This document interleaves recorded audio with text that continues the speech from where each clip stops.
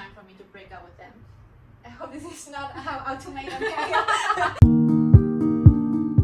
Hello everyone, welcome back to Belonging Abroad, where we talk about how to create our own lives on a foreign land. And we're your hosts, Jill And Winnie. Yay! Okay, and today I want to talk about a concept that I heard recently. It's called 5 to 9. So it means 5 p.m., the time you get off work, until 9 a.m., which is the time before you start work the next day.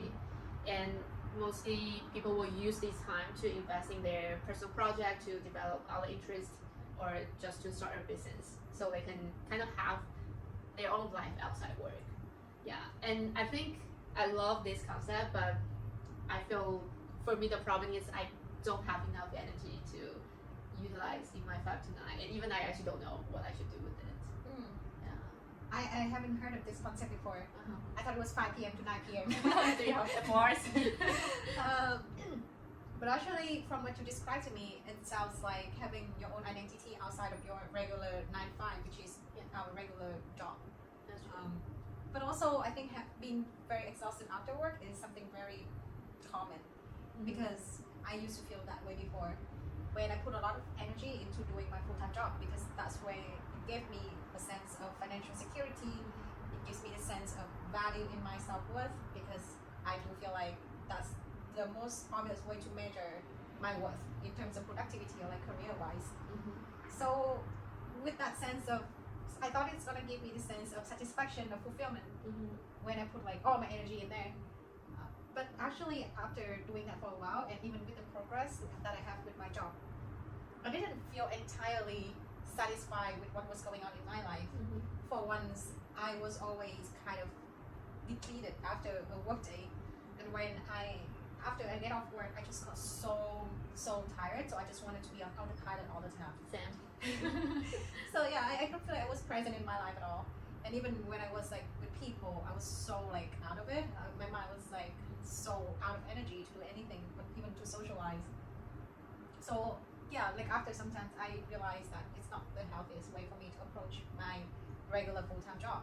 I think another factor that also makes me be more conscious of what I do with my time after work is with the waves of layoff that has been happening for like a couple months now in tech industry. I feel like after like seeing all of that, I feel like if I put all my self-worth in this basket, it's so easily taken away from me, and after that I would feel like nothing. Exactly. So I wanted to develop myself as like a more well-rounded person, and I also want to find out what my strengths are, just in case like something like that happen, I can still feel valuable within myself, and maybe also like find another way to progressively become less financially dependent on my full-time job. I think that's extremely important, especially now we have so many new technology can replace us in a way, like AI, and not just tech industry. Actually, for my mom, when I was in college, she got laid off, and it was so stressful for my family because she was the main source of income. So I think having this, knowing that our 5 to 9 is a very important golden hours for us just to see our other strengths, or even start a project that we can have it as a plan B in case of anything happen. So I know it's very important, but I think my first issue that I have to tackle is I just feel so drained, even though I know this is such important time for me to develop myself, but I don't have the energy, or I just feel I don't feel any motivation to make use of it. And if I reflect on my time spent, I think work from home might be like one of the main reasons that I feel exhausted. And I remember you used to work from home as well. Did you feel? I did, yeah. So I absolutely agree that as a social person, I think being alone by myself for a long time is not sustainable, first of all. And second of all, I think having to do everything in the same space just really blend your life together into like one big mess. So after I switched job to one that requires me to do hybrid work, I actually feel so much better, because now when I go to the office, I know my body knows that okay, here is where you're gonna do your full-time job, so it can put the energy and the focus on it without having to worry about the things that's going on. For example, like I can go to the fridge at home and like start cooking, and like everything just gets so like entangled together. So having that kind of division of space really helps me to focus my energy on certain things. And after I get off work, when I go home, I get excited because I know that is a space for me to do things outside of work. So it definitely helps with the productivity. So I just want to know like how you like your workstation at home in general. Oh, that's I think that's something that I actually started to try to solve. Is my workstation.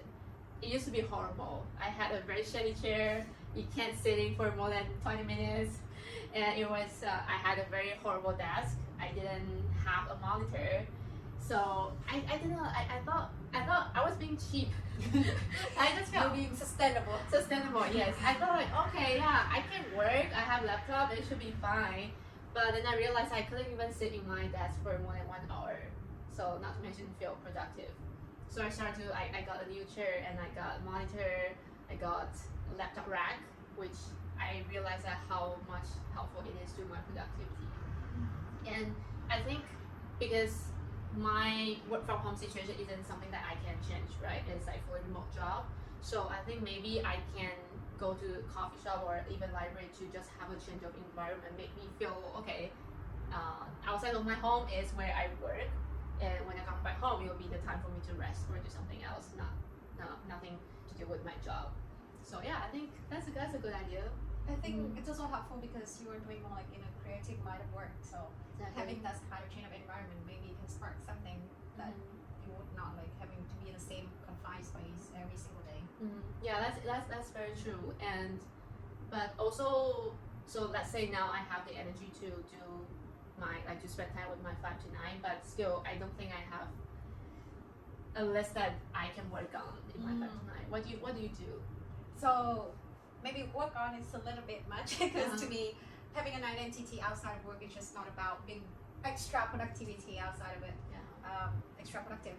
So basically, I don't want to just get stuck into the rat race when everyone is like, oh, hustling all the time.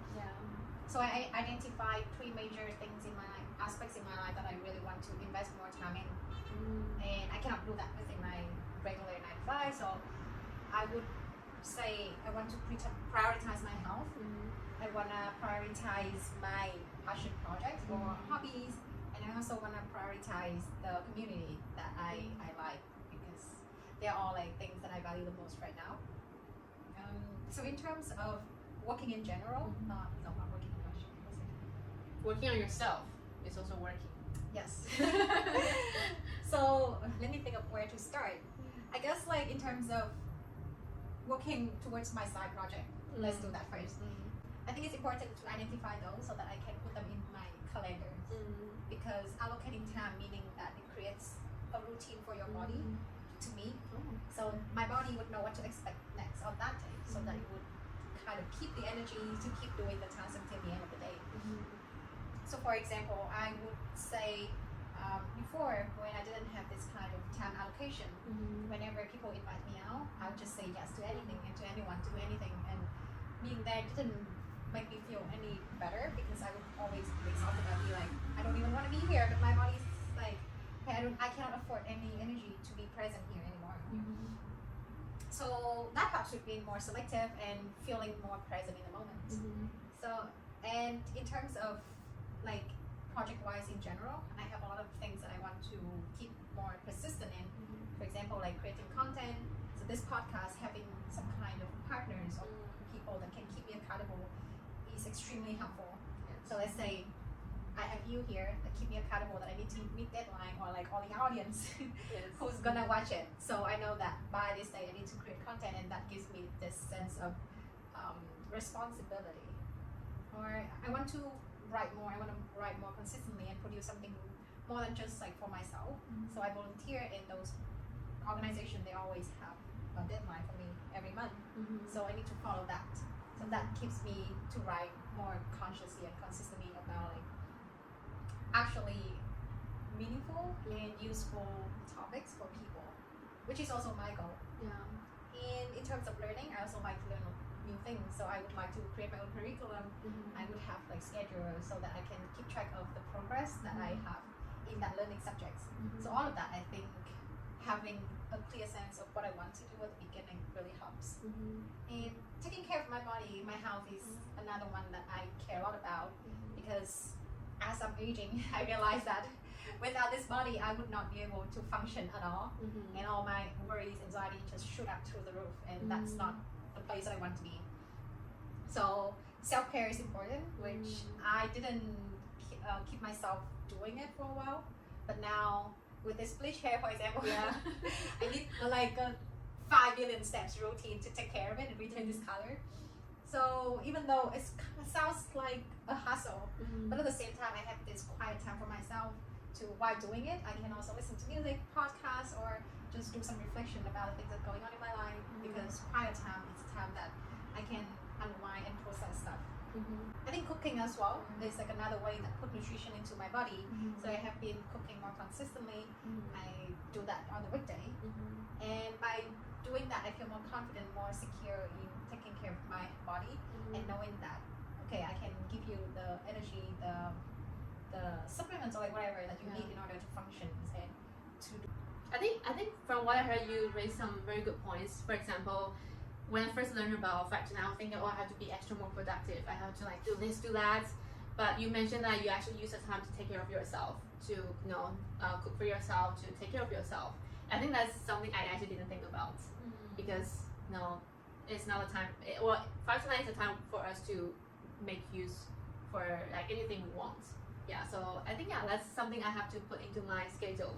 And also you mentioned that you have people keep you accountable, and I think I do have a group of like artist friends that will meet up on Thursday evening just to go to studio and work on their individual personal project. Oh wow. Yeah, I think that's actually a good opportunity for me to have people around me to kind of motivate me to do my side projects well. I agree. I think having a community of people working on the same thing, it helps a lot to keep you not just accountable but also like motivated and also like inspire in some way. Yeah, Because like I feel like there's more people, there's really like asking ideas, and that's really like helpful in terms of creative work. And for me, I also value the community around me a lot. But also like outside of work, I try to do that with the coworkers that I have and also the friends that I have. And knowing that I want to like cultivate better relationship with people, I actually choose the people that I care about more, not just like anyone, and also like the kind of activities that I want to participate in, so that after that I can feel more replenished in myself instead of exhausted, depleted all the time. Wow, I do have 2 friends that they are quite toxic to me, and I always feel so drained after hanging out with them. I think it's time for me to break up with them. I hope this is not how ultimatum. Who are they? I can ask. Yeah, they're Instagram and Facebook. Okay. Yeah, not to worry. It's true, I because I think they created an illusion for me is that I don't have to think much when I hang out with them, but I always feel drained, and I feel so much anxiety and stress after I scroll Instagram and Facebook, because usually what draws my attention is like horrible news happening around the world and compare myself with people. So I think it's time to move on, to delete them from my phone. Yeah, and I think because I think 5 is such an important golden hours for me and for everyone. I really want to preserve my best energy in this time, or like aside from my work. Yeah, but I think at the end of the day, we are actually very privileged to have this time to ourselves. I know like not everyone who can really utilize their 5 to 9 to do other stuff. Some people may work on several jobs to sustain financially. So it's up to everyone to how to use your time, but just make sure to be selective with your energy, and know that you are not your job. You still have a life outside your job, so how to use them, how to be more happy with your life is totally up to you. Yeah, I think it's a good reminder for sure. And that is the end of this video today. I hope that this video can give you some inspiration in some way to put more energy, more intentionally into the things that you want to do outside of even not just job, but also like studying. Yeah. To become the person that you actually want to be. Exactly, and to take care of your hair. Yes. So leave us some comment below to tell us what you do in your 9 to 5 and your 5 to 9. 5 to 9. And we would love to read those. And we'll see you next time. Bye bye. Bye.